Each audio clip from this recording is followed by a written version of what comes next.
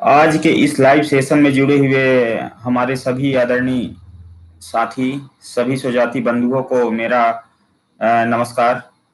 मैं संचालक एवं सचिव राष्ट्रीय लव प्रगला खगड़िया समाज महासंघ भारत दशरथ प्रसाद अगरिया, आप सभी आज जुड़े हुए, आज के इस YouTube लाइव में जुड़े हुए सभी आदरणीय मित्रों का मैं हार्दिक स्वागत और अभिनंदन करता हूं।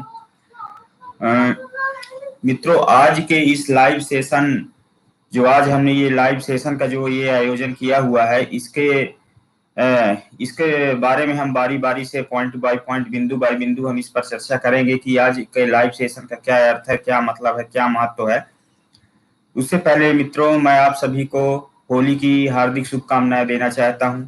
मुझे उम्मीद है आप सभी अपने घर में सुरक्षित होंगे और अपने परिवार के साथ खुश होंगे। आप सभी मित्रों को होली की हार्दिक बधाई और शुभकामनाएं मेरे तरफ से एवं राष्ट्रीय लव प्रगला खगड़िया समाज महासंघ भारत की ओर से। तो मित्रों, जैसा कि आप सभी जानते हैं कि प्रत्येक शनिवार को हमारा वीडियो कॉन्फ्रेंसिंग मीटिंग राष्ट्रीय लव प्रगला खगड़िया समाज महासंघ भारत का संपन्न होता है, जिसमें हम अधिक से अधिक संख्या में लोगों को सेशन कॉन्फ्रेंस में जुड़ने के लिए भी हम प्रेरित करते हैं, बोलते हैं। जिससे क्या है कि वीडियो कॉन्फ्रेंसिंग मीटिंग में जुड़ने से क्या होता है कि संगठन में क्या क्या गतिविधियां चल रही हैं, किन किन बातों पर चर्चाएं हो रही है, उन सब चीजों को आप क्या है कि समझ सकते हैं, सुन सकते हैं, जान सकते हैं। क्या है कि इससे फिर आपके मन में कोई सवाल और कोई प्रश्न नहीं रह जाता है कि आखिर किसी कोई बातें जैसी आपके मन में रहती है कि संगठन में आखिर क्या हो रहा है, क्या हमको जानकारी में नहीं है। मतलब हर इंसान के मन में एक प्रश्न होता है, तो उन सब सारी चीजों का जो तोड़ होता है वो क्या होता है हमारी वीडियो कॉन्फ्रेंसिंग मीटिंग में। तो वीडियो कॉन्फ्रेंसिंग मीटिंग में जुड़ना अनिवार्य है। राकेश अगरिया जी हमारे साथ लाइव में जुड़े हुए हैं। उन्होंने कमेंट किया है, हाय सर जी, हैप्पी होली। मैं कोरबा जिला से हूँ, राकेश अगरिया। आपको भी होली की बहुत बहुत शुभकामनाएं राकेश भैया। और हमारे आदरणीय साथी जितने भी जुड़े हैं, कम से कम अपना नाम और जिला तो कम से कम कमेंट बॉक्स में डाल ही सकते हैं। और आपके मन में जो भी क्वेश्चंस होंगे, जो भी सवाल होंगे, जो भी समस्याएं होंगी, उसको आप कमेंट बॉक्स में आप अवश्य लिखिएगा। कोई दिक्कत की बात नहीं है। हम प्रयास करेंगे कि आपकी सारी बातों का हम जवाब रिप्लाई करें आपको और दें। और सभी आदरणीय मित्रों से अनुरोध भी करूंगा कि इस लाइव सेशन को सभी के बीच शेयर कर दीजिए, जिससे सभी लोग जुड़ जाएं और आज हमारे इस YouTube लाइव को सभी कोई सुन लें। तो चलिए बात करते हैं आगे कि आखिर क्या है, कैसे, किन किन मुद्दाओं पर हमको चर्चा करना है, क्योंकि बहुत सारे प्रश्न कई लोगों के मन में उठ रहे हैं संगठन को लेकर के। कई बातों पर चर्चाएं करते हैं, लेकिन क्या है कि सबसे बड़ी दुख की बात तो ये है कि लोग वीडियो कॉन्फ्रेंसिंग मीटिंग में जुड़ नहीं रहे हैं। अगर वीडियो कॉन्फ्रेंसिंग मीटिंग में अगर जुड़ना शुरू कर देते हैं तो किसी के मन में कोई भी शंका नहीं रह जाता।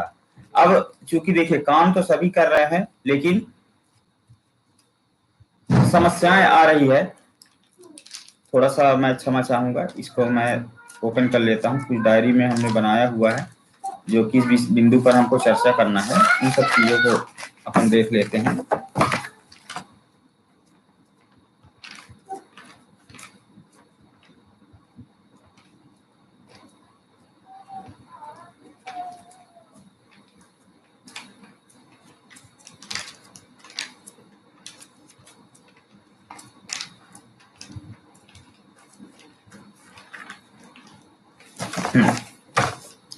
तो मित्रों, चलिए अपन चर्चाएं शुरू करते हैं।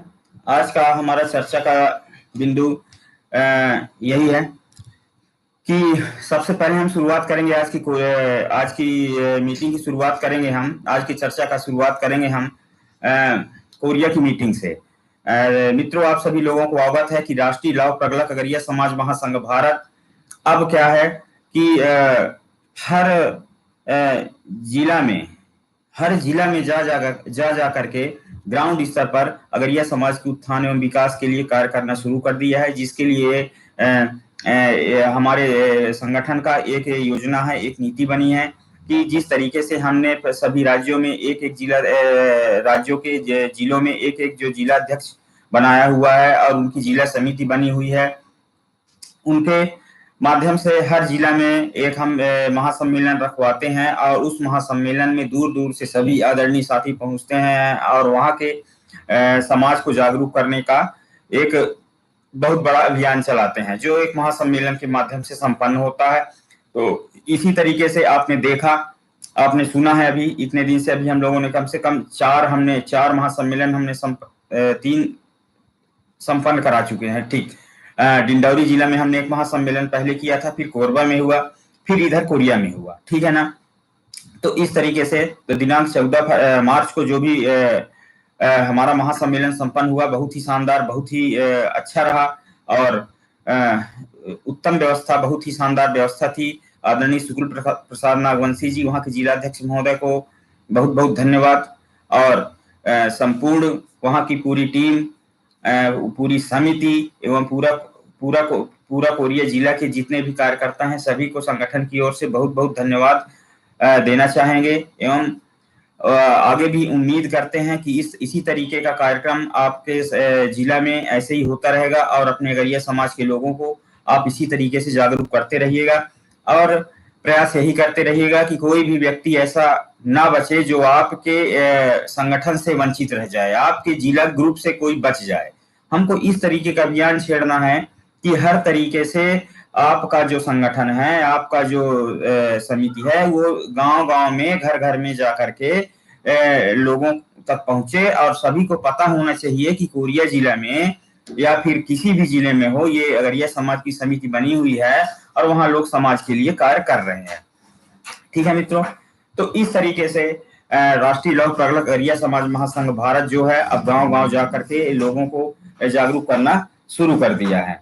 तो इस तरीके से हमको क्या करना है, बारी बारी से सभी जिलों में हमको महासम्मेलन का आयोजन भी करवाना है, जिसमें सभी लोग जुड़ेंगे, दूर दूर से लोग आएंगे और वहां जुड़ेंगे, उस सम्मेलन में हिस्सा लेंगे और उस जिला के लिए कार्य भी करेंगे।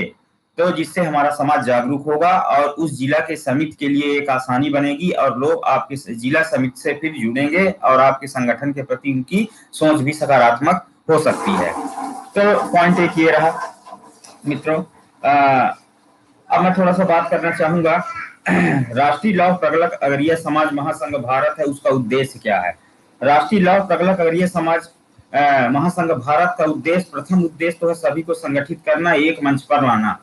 हमारा प्रथम प्राथमिकता है कि हम सबसे पहले समाज को संगठित करें। समाज को संगठित करना बहुत ही जरूरी है। आज तक हम लोग खंड खंड में बिछड़ के काम कर रहे थे, ऐसा नहीं है कि हमारे समाज का काम कहीं नहीं हो रहा था, सभी अपने अपने क्षेत्रों में काम कर रहे थे। हर ब्लॉक में, हर क्षेत्र में, हर गांव में लोग अपने अपने स्तर से, अपने अपने तरीके से कार्य किए हुए थे और कर रहे थे, लेकिन कोई विशेष फर्क और प्रभाव पड़ा नहीं था। तो इसके लिए एक राष्ट्रीय लौह प्रगलक समाज महासंघ भारत का एक मंच जो तैयार हुआ है, ये सब आप लोगों की ही देन है। हर व्यक्ति इतना मेहनत किया है इस समाज के लिए, तो उसका परिणाम भी हमको मिलना चाहिए। चूंकि अब परिणाम की बारी आई है, तो हमको क्या है, हमको ढीला नहीं पड़ना है, हमको उसी तरीके से मजबूत एक चट्टान की तरह बने रहना है, चाहे कोई भी हवा आए, आंधी आए, तूफान आए, लेकिन आपके इरादों को वो हिला ना सके। तो इस तरीके का कुछ हमको प्रयास करना है और आपने किया है और खूब मेहनत किया है। तो इस उद्देश्य की, इस संगठन के उद्देश्य की प्राप्ति हमको कैसे होगी, हम जब अपने आप को उस सकारात्मक विचारधारा के साथ जब हम अपने समाज के लिए हम आगे बढ़ेंगे और लोगों को जब संगठित करेंगे, उस समय हमको इसकी प्राप्ति होगी। तो मित्रों, पहला उद्देश्य है समाज को संगठित करना। तो मैं आप सभी लोगों से रिक्वेस्ट और निवेदन भी यही करना चाहूंगा कि आप लोगों को संगठित करें। आप राष्ट्रीय लौह प्रगलक अगरिया समाज महासंघ भारत से उनको जोड़ें। जोड़ने का तरीका कोई पुराना नया नहीं है, सेम वही है। आप लोगों से चर्चा करिए, खंड खंड में जाके मीटिंग करिए, ब्लॉक वाइज मीटिंग करिए, ग्राम स्तर पर मीटिंग रखिए और लोगों को चर्चा करिए। और आपके जिला समिति से जुड़ गया है, यानी वो राष्ट्रीय लौह प्रगला खगड़िया समाज महासंघ भारत के इस संगठन से जुड़ चुका है। तो इस तरीके से आपको क्या है, बारी बारी से आपको क्या करना है कि मीटिंग करना है, छोटे छोटे खंडों में मीटिंग करना है। हर जिला में ब्लॉक समिति का भी निर्माण किया जाए। जैसे ब्लॉक में ब्लॉक अध्यक्ष होते हैं, उसी प्रकार जैसे मान लीजिए एक जिला में 4 ब्लॉक पड़ रहे हैं, तो चारों ब्लॉक में एक एक ब्लॉक अध्यक्ष बनाया जाए और ब्लॉक की समिति बनेगी। और जो भी जिला अध्यक्ष महोदय होंगे वो क्या करेंगे कि ब्लॉक के ब्लॉक अध्यक्षों को कहेंगे कि आप अपने अपने ब्लॉक में मीटिंग करके उसकी सूचना आप हमको दें, इस तरीके से। तो इससे क्या होगा कि आपके जो क्षेत्र में हर ब्लॉक से जो अगरिया समाज का जो संगठन होगा वो मजबूत होगा, लोग उससे जुड़े रहेंगे और बने रहेंगे। ठीक है, तो सबसे पहला जो है समाज को हमको संगठित करना है। बिना संगठित किए हम कुछ भी नहीं कर सकते हैं। यानी भाई आपके पास किसी कार्य को करने के लिए लोग तो चाहिए, तो लोग कैसे होंगे, जब आप लोगों को जोड़ लेंगे, अपने साथ संगठित कर लेंगे। तो पहला उद्देश्य और मकसद ये है कि समाज को संगठित करना। दूसरा है मित्रों, समाज में शिक्षा। आप सभी जानते हैं कि समाज में शिक्षा का कितना बड़ा महत्व है। इस लाइव सेशन में सभी जुड़े हुए हमारे आदरणीय साथी जो भी देख रहे हैं, आप अपना कमेंट में अपना नाम और अपना जिला प्रदान कर सकते हैं। इसके अलावा अगर आपको मन में कोई सवाल होगा तो आप उसको अपने कमेंट बॉक्स में लिख सकते हैं, हम आपको देख रहे हैं। अभी एक क्वेश्चन आया है समाज में इसको संगठित करने पर। राकेश अगरिया जी कोरबा जिला से उन्होंने किया है कि इसमें उन्होंने कहा है कि जहां गौरेला पिंडरा वाले हैं जुड़े हैं हमारे अगरिया समाज संगठन में, उन्हें जोड़ने के लिए क्या हम सूरज अगरिया भैया जी को लोगों को संगठित करने के लिए क्या करें?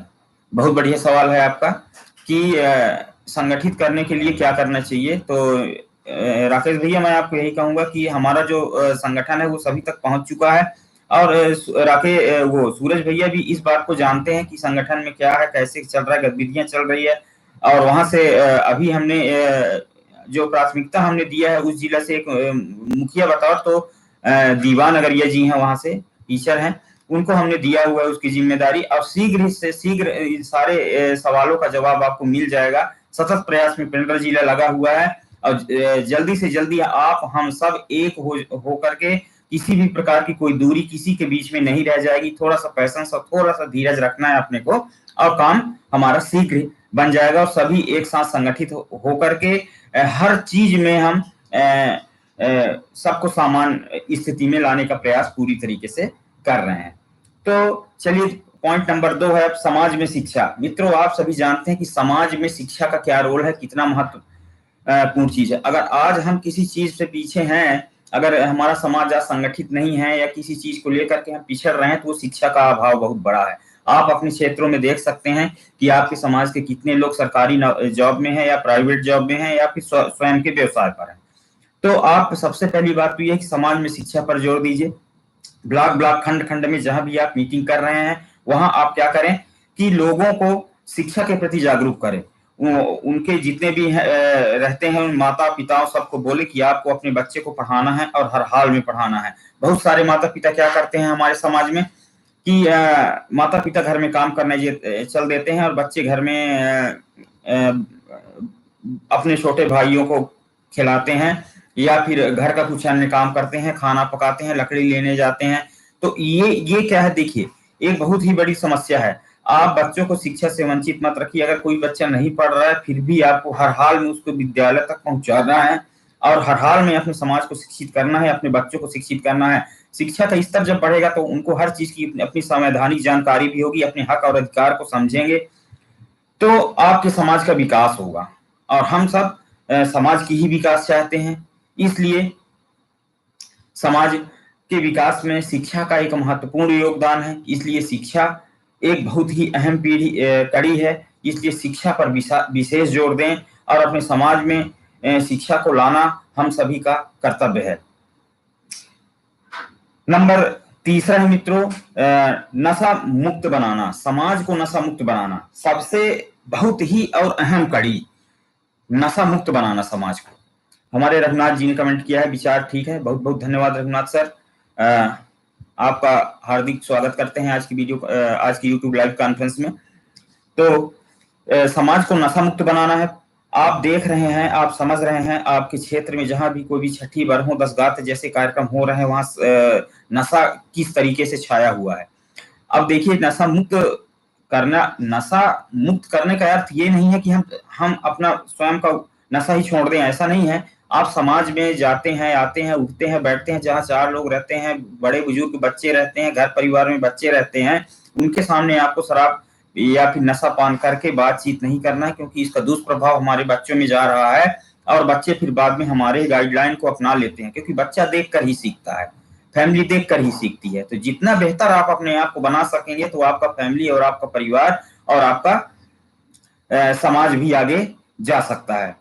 हमारे दीपचंद भैया भी जुड़ चुके हैं, बहुत बहुत धन्यवाद दीपचंद भैया, आप सूरजपुर जिले से हैं।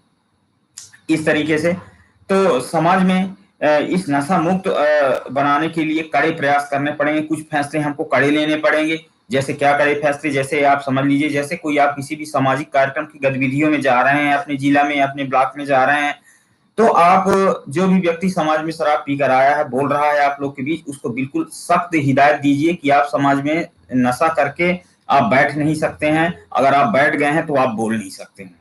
ये कुछ चीजों को कड़ाई से पालन करना होगा। देखिए, कुछ कार्यों को करने के लिए इंसान को कुछ सख्त नियम अपनाने पड़ते हैं। इन सारी चीजों को ध्यान में रखना है हम सब लोगों को। क्या है, इंसान देखिए, अभी तक हमने क्या किया, हर क्षेत्र में अपने से प्यार की भाषा हम हर जगह किए हैं, लेकिन कभी कभी देखिए, किसी चीज को सुधार लाने के लिए हमको क्या है, कुछ कड़े फैसले, कुछ कड़े नियम, कुछ कड़े रुख अपनाने पड़ते हैं, कुछ कड़े फैसले लेने पड़ते हैं। तो क्या है कि कुछ जब आप इस तरीके का फैसला लेंगे तो कुछ न कुछ तो बात उठेगी। इसीलिए हमने कहा है कि किसी भी सामाजिक गतिविधियों कार्यक्रम में हो तो जहां से भी, जिस जिला से भी लोग हैं, वहां से जिला समिति जैसे मान लीजिए बनी हुई है, 4 ब्लॉक बने हुए हैं, जिस ब्लॉक में कार्यक्रम होगा तो उस ब्लॉक के समिति के मेंबर भी जाएंगे। जैसे मान लीजिए एक जन मना किया तो 2 लोग कहेंगे भाई आप कौन होते हो रोकने वाले, है ना। तो जब ऐसा कहेंगे तो जो हमारे ब्लॉक समिति के मेंबर रहेंगे 4 लोग, तो 4 लोग में से अगर चारों बोलेंगे कि नहीं भाई ये सही है, और इस जो महाअभियान जो चल रहा है समाज को संगठित करने का, समाज में सुधार लाने का, इसका जो कार्य चल रहा है, तो उसमें ये नशा मुक्त करना है अपने समाज को। तो जब वहां 4 लोग इस बात को जो आपका समर्थन करते हैं, तो वहां आपकी वो बढ़ जाती है वैल्यूएशन, और लोग आपके उस बात को सीखते हैं। क्योंकि समाज में हमने ये देखा है कि एक व्यक्ति शराब पिया हुआ बोलता है और बाकी अच्छे लोग सुनते हैं। तो इस चीज को, हमको यही चीज को खत्म करना है, क्योंकि जहां ये चीज, सारी चीजें जब खत्म हो जाएगी तभी हमारा समाज और बेहतर हो जाएगा। ठीक है मित्रों, तो समाज को आपका जो दायित्व है, पहला दायित्व इसमें कि नशा मुक्त बनाएं, समाज में शिक्षा लाएं और समाज को संगठित करें। नंबर 4, हमारे संगठन का कुछ बेहतर एक नीति है, एक जिसमें है शिक्षा के लिए सहायता प्रदान करना। मित्रों, हमने हर हाल और अथक प्रयास किया हुआ है कि समाज में हम शिक्षा के लिए प्रोत्साहन प्रदान करेंगे। जो व्यक्ति समाज में पढ़ना चाह रहा है उसको हम शिक्षा के प्रति सहायता करेंगे, कि जैसे मान लीजिए कोई बच्चा पढ़ रहा है, कोई शुल्क या कोई फीस नहीं है, तो हम उसको प्रदान करेंगे। लेकिन मित्रों, ये अभी हमारा जो कार्यक्रम है थोड़ा सा ढीला पड़ रहा है। क्यों पड़ रहा है, इसके बारे में मैं आपको चर्चा करूंगा। इसमें हम प्रयास कर रहे हैं कि हम अपने समाज के बच्चों को जो राज्य या फिर जो राज्यों से जो जिले, जो ब्लॉक हमारे साथ जुड़े हुए हैं, उन ब्लॉकों में जैसे बच्चों को पढ़ने के लिए हम प्रोत्साहित कर रहे हैं। अगर जो बच्चा अपने जिला लेवल में, अपने जिस क्लास में वो पढ़ता है, जैसे 10th में, 12th में या कॉलेज लेवल में, अगर जो बच्चा बेहतर परिणाम लाता है, अपनी जिला में टॉप करता है, तो उसको हम यहाँ से उसको प्रोत्साहित करेंगे। और जो बच्चा राज्य स्तर पर बेहतर प्रदर्शन करता है पढ़ाई के क्षेत्र में, हम उसको वो करेंगे, प्रोत्साहित करेंगे, पुरस्कृत भी करेंगे। साथ में हम यहाँ से पुरस्कार प्रदान करेंगे उनको। जिला लेवल में जब हमारी महासम्मेलन आयोजित होगा तो हम उस बच्चे को वहाँ बुलवाएंगे स्पेशल इन्विटेशन दे करके, और वहाँ हम अपने महासम्मेलन में हम उस बच्चे को क्या करेंगे, पुरस्कार भी प्रदान करेंगे इस संगठन की ओर से। इस संगठन के नियम में हमने रखा हुआ है इस चीज को। तो अपने अपने समाज में, अपने अपने क्षेत्र में, अपने ब्लॉक में, अपने घर में अपने बच्चों को ऐसा इम्प्रूव करिए कि जिससे बच्चा आगे जा सके। और जो हमारी इस सामाजिक जो नीति बनी हुई है, जो सामाजिक योजना है हमारी, हम बच्चों को प्रोत्साहित कर सके, क्योंकि हम भी चाहते हैं कि हमारा अगर ये समाज का कोई भी बच्चा हो, जब आप टॉप करते हैं किसी क्षेत्र में तो आपको तो सरकार आपको प्रोत्साहित पुरस्कृत तो करता ही है, लेकिन हमारा अगर यह समाज भी आपको पुरस्कृत करेगा मित्रों, तो हमको क्या करना है, अपने बच्चों को शिक्षा के लिए प्रोत्साहित करना है, खूब करना है। और हमने समाज में शिक्षा को बढ़ावा देने के लिए इस योजना को लाया है। ठीक है। अब नंबर 5 मृत्यु सहायता। हमने संगठन की ओर से देखा है, आप सभी मित्रों ने सहयोग किया है, किसी के घर में या संगठन से जुड़ा हुआ जो व्यक्ति होता है और उसके घर में कोई मरनी हरनी जैसे कार्यक्रम हो जाते हैं, कोई शोक संदेश जैसे समाचार आते हैं, तो वहां सभी आप सभी लोगों के माध्यम से सहायता राशि वहां उस परिवार को जाता है। लेकिन वो सहायता राशि केवल उसी को जाती है जो व्यक्ति इस संगठन का मेंबर है और उसी मेंबर के एक ही चूल्हे से, यानी एक ही रसोई से खाना खाने वाला जो व्यक्ति होता है उसी के घर में जाता है। जैसे मैं हूं तो मेरे मतलब एक रसोई में जितने लोग मेरे साथ जुड़े होंगे, खाना खाते होंगे, उन्हीं को जाएगा। मान लीजिए मेरा भाई मेरे से नहीं जुड़ा हुआ है और अलग खाना खा रहा है, तो वो गिनती में नहीं आएंगे, सहयोग राशि उनको नहीं जाएगा। मैं ऐसा कह के डिमांड उनको नहीं कर सकता। तो मृत्यु पर सहायता राशि जा रही है, आप लोग सभी देख रहे हैं। तो मित्रों, 2 चीज हमने अभी बात किया है कि समाज में शिक्षा के लिए प्रोत्साहन और समाज में शिक्षा और मृत्यु सहायता। तो इसके लिए मित्रों क्या चीज की आवश्यकता पड़ती है? फंडिंग की आवश्यकता पड़ती है। फंडिंग अपने पास उपलब्ध है नहीं, ठीक है ना।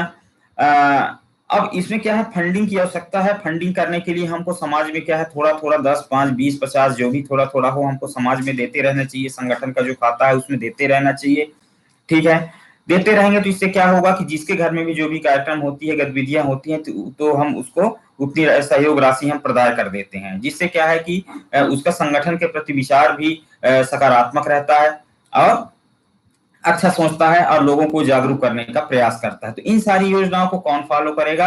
आप करेंगे, हम करेंगे, सब कोई मिल के करेंगे, तब जाके कार्यक्रम होगा। अब किसी ने अब कोई कहते हैं, देखिए बहुत सारी बातों पर चर्चाएं होती है, तो कई लोग तो कहते हैं कि भाई सभी को जाना चाहिए, समाज के हर एक व्यक्ति को सहयोग राशि जाना चाहिए। तो मित्रों, ऐसा नहीं है, सभी को नहीं कर सकते हैं। चूंकि इसलिए नहीं कर सकते हैं क्योंकि जो भी मेंबर्स हमारे साथ अभी जुड़े हैं वर्तमान में, उनके लिए बाद में भविष्य में हम सभी के लिए अपने पूरे, अगर ये समाज के लिए जब हमारा संगठन मजबूत हो जाएगा, हमारे संगठन में फंड आ जाएंगे, तो हम सभी के लिए हम इस योजना को लागू करेंगे। तो चलिए मित्रों, नंबर 5 हो गया, मृत्यु सहायता हो गया। अब थोड़ा सा और दूसरे टॉपिक पर चर्चा करना चाहूंगा। अगला है पंजीयन पर चर्चा। मित्रों, ये एक बहुत बड़ा सवाल है, एक बहुत बड़ी कड़ी है, पंजीयन पर चर्चा। पंजीयन, इसमें क्या है, कई लोगों के मन में काफी सारे सवाल पैदा हो रहे हैं। कब हो रहा है पंजीयन, कैसे हो रहा है पंजीयन, ये लोग क्या कर रहे हैं? तो मित्रों देखिए, आप भी समाज के सेवी हैं, मैं भी समाज का सेवक ही हूं, और सभी लोग, हम लोग किसकी सेवा कर रहे हैं? समाज की सेवा कर रहे हैं, समाज को जागरूक करने का प्रयास कर रहे हैं। तो जितनी उत्सुकता आपको होगी उतनी उत्सुकता सभी को होगी। सभी को लगता होगा कि किसी तरीके का कितनी जल्दी से, आसानी से हमारा पंजीयन आ जाए, पंजीयन क्रमांक हो जाए। तो मित्रों, अगर किसी चीज में डिले हो रहा है, किसी चीज में किसी कार्यक्रम में अगर कुछ लेट हो रहा है, उसके पीछे कोई रीजन होगा, उसके पीछे कोई कारण होगा। कारण क्या हो सकता है? या हो सकता है जिनको हम डॉक्यूमेंट के लिए मांगे हों, हो सकता है वो भी सभी लोग डॉक्यूमेंट नहीं दिए होंगे, ये भी हो सकता है। या फिर और कोई समस्या होगी। तो इसके लिए आपका मन छोटा करने की जरूरत नहीं है। ये संगठन लगातार तेजी के साथ और सतत प्रयास में लगा हुआ है कि जितनी जल्दी से जल्दी, जैसे भी हो, आपको पंजीयन नंबर मिल जाए। अब देखिए, क्या बिना पंजीयन, अब कई लोग तो ऐसे होते हैं कि भाई अगर पंजीयन नहीं आ रहा है तो हम जा रहे हैं दूसरे के साथ काम करेंगे। अब थोड़ा सा ये एक विचार है, बताइए। तो क्या मित्रों ये बताइए, पंजीयन नंबर के साथ हम जाते हैं क्या समाज की सेवा करने के लिए? हमको समाज में अगर किसी को सहयोग करना है तो ये बताइए कि उसके लिए पंजीयन नंबर दे के सहयोग करते हैं क्या? नहीं करते ना। क्या समाज है, समाज में आप और हमको रहना है, और हमको और आपको सहयोग करना है, अपने समाज को, हमको खुद को सहयोग करना है, ठीक है ना। तो बात ये है, तो पंजीयन नंबर के लिए आप अपने आप को संगठन से अलग मत करिए। आप समाज सेवी हैं, पहले लोगों को संगठित करिए, लोगों को जागरूक करिए। आप समाज सेवा सेवक हैं, एक सच्चे समाज सेवी हैं। आपके बिना इस समाज का उद्धार नहीं हो सकता है। जब तक समाज का हर एक व्यक्ति इस जिम्मेदारी को नहीं लेगा तो ये मान लीजिए कि हमारा समाज सक्सेस नहीं हो सकता है। तो सबसे पहले तो आपको अपनी जिम्मेदारी, समाज की जिम्मेदारी अपने कंधे पर लेनी होगी और सकारात्मक विचारधारा अपने अंदर लानी होगी कि सकारात्मक विचारधारा के साथ हम आगे चलेंगे। और हमको यही शिक्षा हमको सभी को देना है। किसी के मन में ये न आए, निगेटिविटी न आए कि क्या हो रहा है, क्या नहीं हो रहा है, कैसे। देखिए, ये आप प्रश्न आप संगठन से नहीं कर रहे हैं, ये अपने आप से कर रहे हैं, क्योंकि जितने आप महत्वपूर्ण हैं उतने ही सभी हैं।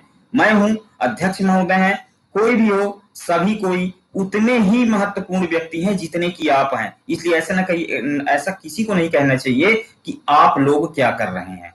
आप लोग नहीं, हम लोग क्या कर रहे हैं, ये एक बात आनी चाहिए। ठीक है। और एक चीज मैं ये कहना चाहूंगा कि जो ये राष्ट्रीय लौह प्रगलक अगरिया समाज महासंघ भारत जो है, ये पर्टिकुलर किसी व्यक्ति के लिए कार्य नहीं कर रहा है। ये किसके लिए कार्य कर रहा है? समाज के लिए कार्य कर रहा है। आप हम किसके लिए कार्य कर रहे हैं? समाज के लिए कार्य कर रहे हैं। ठीक है मित्रों, तो आप छोड़ के किसके साथ काम करना जाएंगे? समाज के लिए काम करना चाहेंगे? डेफिनेटली सी बात है। तो आप समाज के लिए काम कर रहे हैं तो उसके लिए किसी चीज के, किसी नंबर या क्रमांक की आवश्यकता नहीं है मित्रों। नंबर और क्रमांक तो एक वो है, औपचारिकता है। हाँ, मैं मानता हूं उसका एक महत्व है, लेकिन समाज सेवा के लिए उस विशेष किसी औपचारिकता की आवश्यकता नहीं है। समाज सेवा आप सतत जारी रख सकते हैं। जब भी आपका पंजीयन क्रमांक हो जाएगा, आप अपनी गतिविधियों को और आगे तेज कर सकते हैं। तब तक जो भी है, लोगों को, समाज को संगठित करना और बातों पर आप विचार कर सकते हैं। तो एक बात ये हुई। अब अगली बात पर मैं चर्चा करूंगा।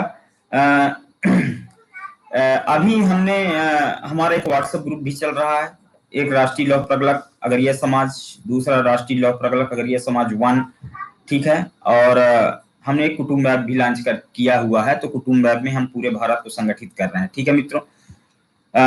तो हम राष्ट्रीय लौह प्रगलक अगरिया समाज जब ग्रुप है अपने पास, तो हमने राष्ट्रीय लौह प्रगलक अगरिया समाज, लौह प्रगलक अगरिया समाज महासंघ भारत 1 का ग्रुप हमने क्यों तैयार किया है?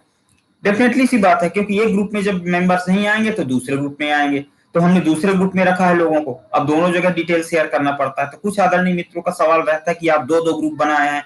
तो हम आपसे, आप अगर ये चाहते हैं मित्रों कि अगर एक ही ग्रुप में सब लोग रहे, तो आप उसके लिए आपको टेलीग्राम ज्वाइन करना होगा। हमारे ग्रुप का टेलीग्राम चैनल में हमारा ग्रुप बना हुआ है, राष्ट्रीय लौह प्रगलक अगरिया समाज महासंघ भारत। उस ग्रुप में एक साथ 1000, 2000, 5000 रह सकते हैं एक साथ सभी लोग। लेकिन व्हाट्सएप ग्रुप में 246, 245 से ज्यादा नहीं रह सकते हैं।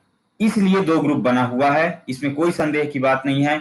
यदि आप चाहते हैं कि सब एक ग्रुप में रहे, तो सभी को एक साथ हमारे टेलीग्राम ग्रुप में आना होगा, जिसकी लिंक हमने कई वीडियो, जब हम यूट्यूब के वीडियो, अपने समाज के वीडियो डालते हैं, तो हमने बहुत सारे वीडियोज में हमने टेलीग्राम के लिंक हमने डाले हैं।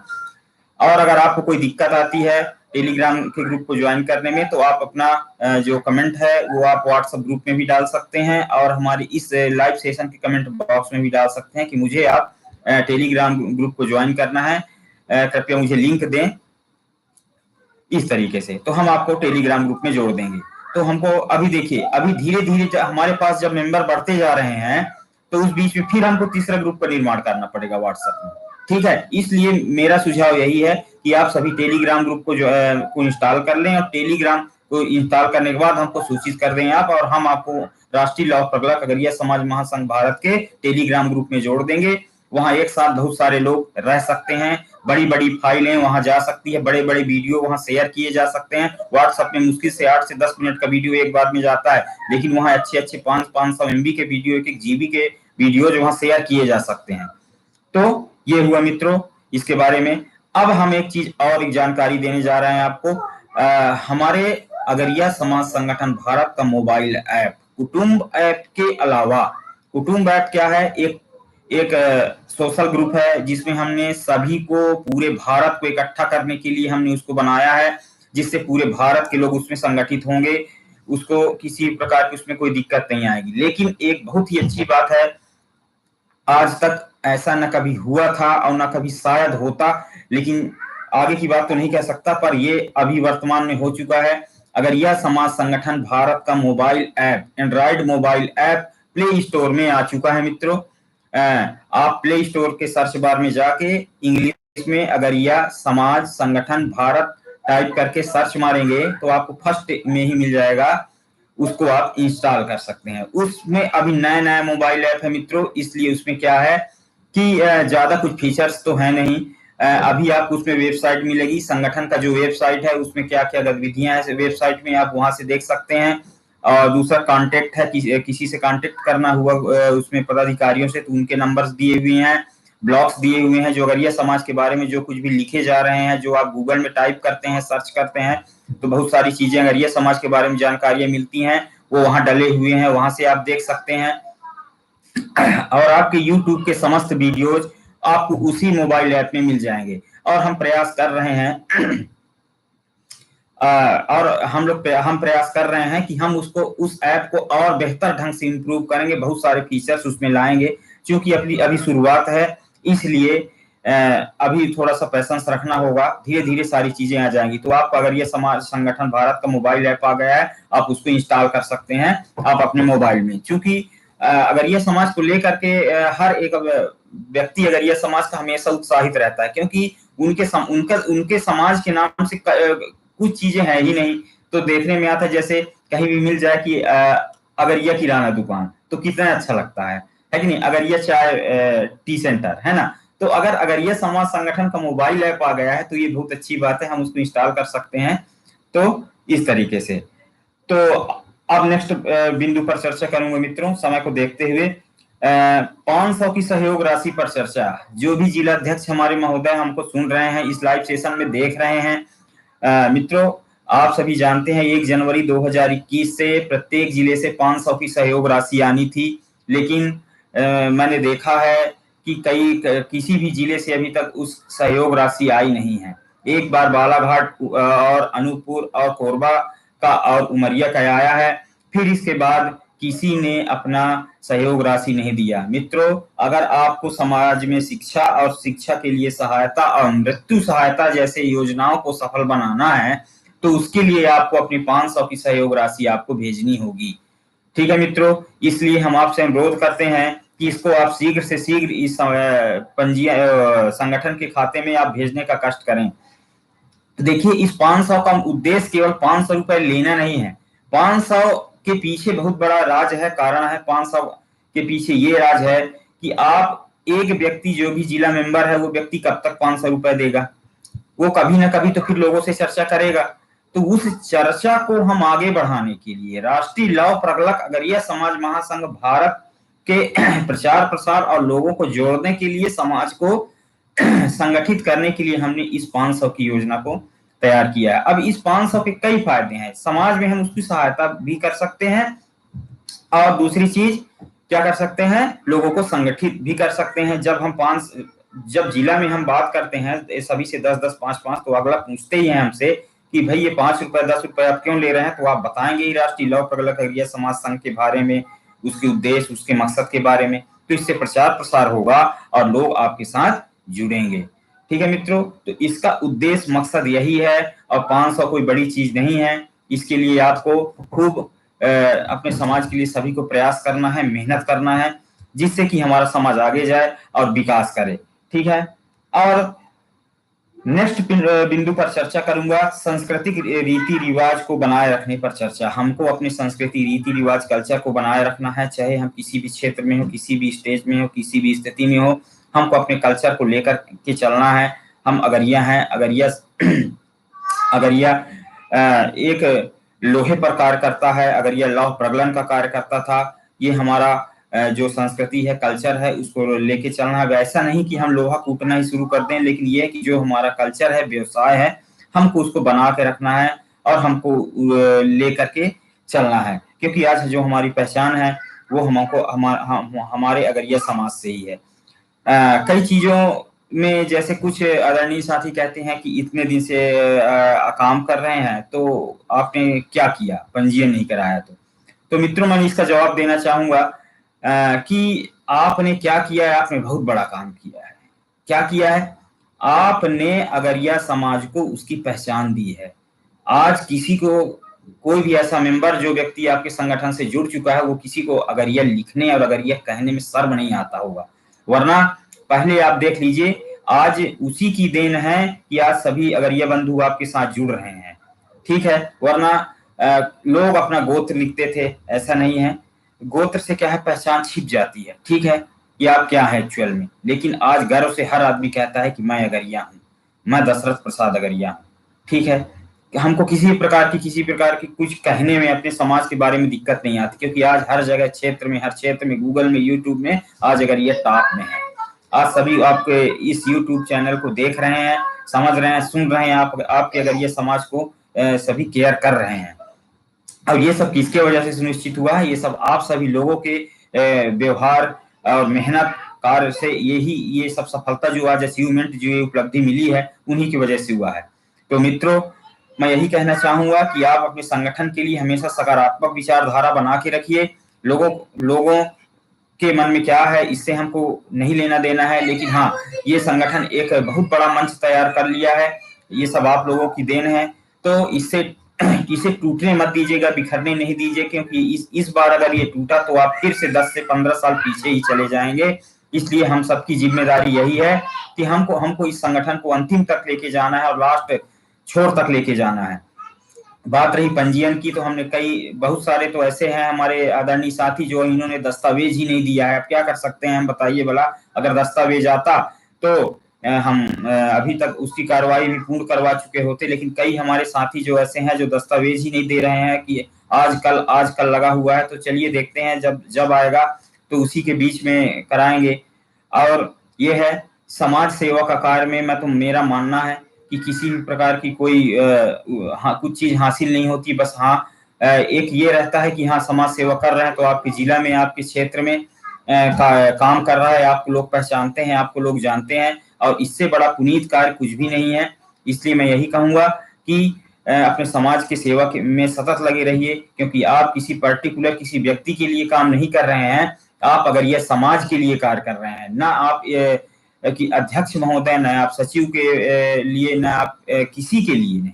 आप अगर यह समाज के लिए कार्य कर रहे हैं, हाँ, समय समय पर क्या है, कुछ गाइडलाइंस इस समाज को आगे बढ़ाने के लिए, विकास करने के लिए लाया जा रहा है, वो केवल समाज के विकास के लिए ही लाया जा रहा है। तो उसमें किसी भी प्रकार का कोई ऐतराज हमको जाहिर करने की आवश्यकता नहीं है।